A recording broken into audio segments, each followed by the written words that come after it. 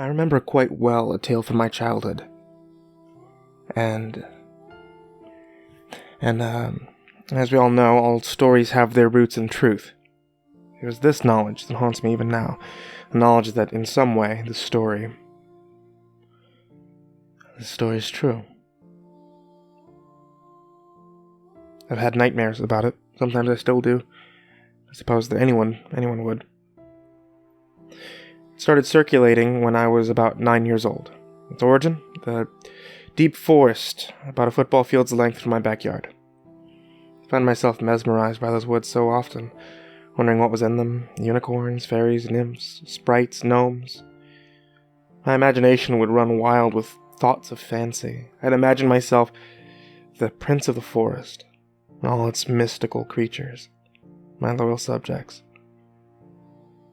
I remember that it was in these fantasies that I'd be happiest, far away from my father's drunken rages, my mother's tears, the bullying my sisters would unleash upon me.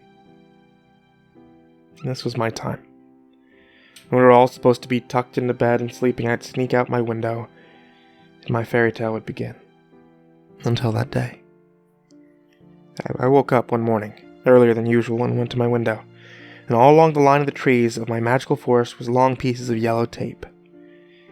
It had black words, but was too far away to be able to see. Vans, police cars, ambulances, all parked along the tree line. What were they doing? Why were they there in my forest? I saw smoke puffing out of the tops of the trees and stared at it for a while. It was almost hypnotic. Suddenly I saw two people emerge, carrying what looked like a long garbage bag. They each had two corners of it, and it looked like it had something in it. I was too young to know what was going on, and my innocence was still intact at the time. Stories circulated through school, tall tales emerging from the lips of 8th graders on up to seniors. Our little slice of heaven was small enough that we all attended the same school. It wasn't long before the stories reached us younger kids on the lower levels. Wildfire. The story goes on as such.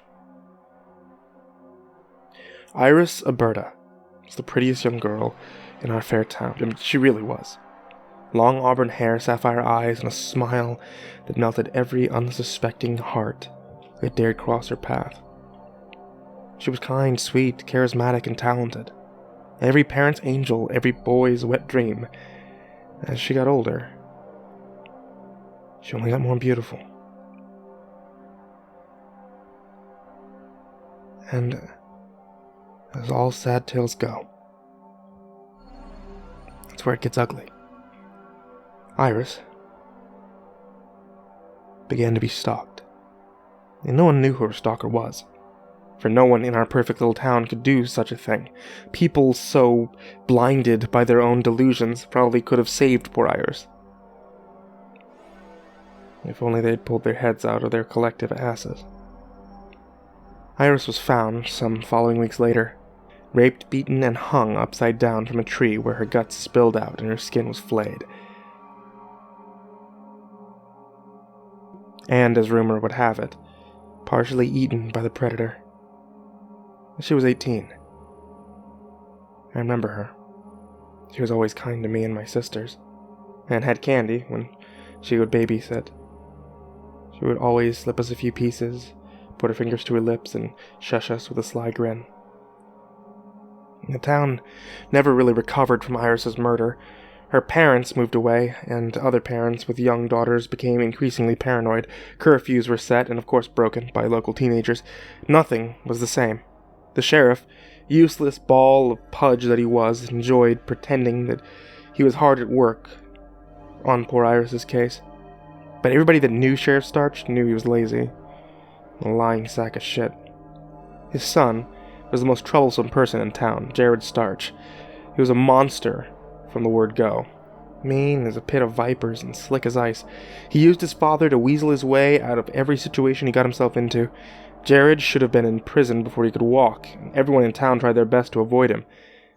He was on the entire town's mind, the whole of them, suspecting Jared as the culprit, and lovely Iris's stalking and murder. Jared had been accused multiple times of rape and abuse. He often choked a girlfriend nearly to death, evidently for refusing his sexual advances. He would have a record of robbery, stealing cars, and beating women, breaking and entering, and cruelty to animals, but Daddy always rescued him. Everyone knew he was evil enough to do it. Everyone knew that he'd had it for Iris since they were kids. Iris always shot him down. Maybe Jared finally snapped from the continuous rejection. Sheriff Starch wouldn't hear it. No matter what the evidence said, he would clear the case and his son's name. What a load of shit. It was a collective sentiment shared by everyone. No one believed a word of it. But one day in that same forest, even the same tree, Jared's body was found, nude, hung upside down from it. He had been eviscerated, castrated, and nearly skinned from head to toe.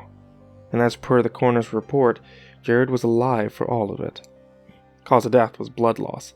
A slow and painful death. If anyone deserved it, it was Jared Starch, and of course, Sheriff Starch cried serial killer through the tears of unfathomable sadness.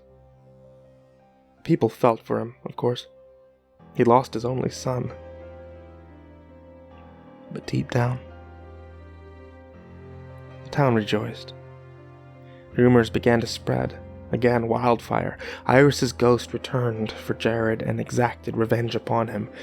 The woods were now haunted by Iris, the usual childish pass-it-ons. One boy even claimed that he had seen a ghost. But who knows these things? In my 30s now. I've come back to see my old town. I've walked down memory lane in a place that hasn't changed since I left. Even Sheriff Starch is still around. I went walking by the old cemetery and for some reason, I thought about Iris.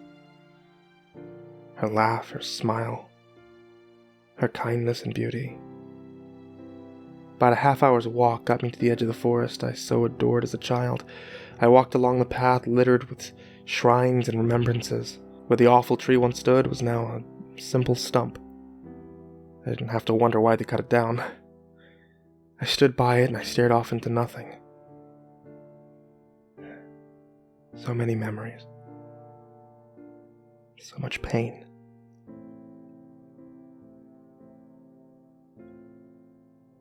I took a deep breath and placed upon the stump a handful of candy. As I turned to walk away, I heard the faintest song coming from deep in the woods. A beautiful melody I'd never heard before. As the song drew closer, I could hear no words but the sound, the voice. I knew the voice. I turned around to see her. I wanted to see her. But she wasn't there. Only her lovely song.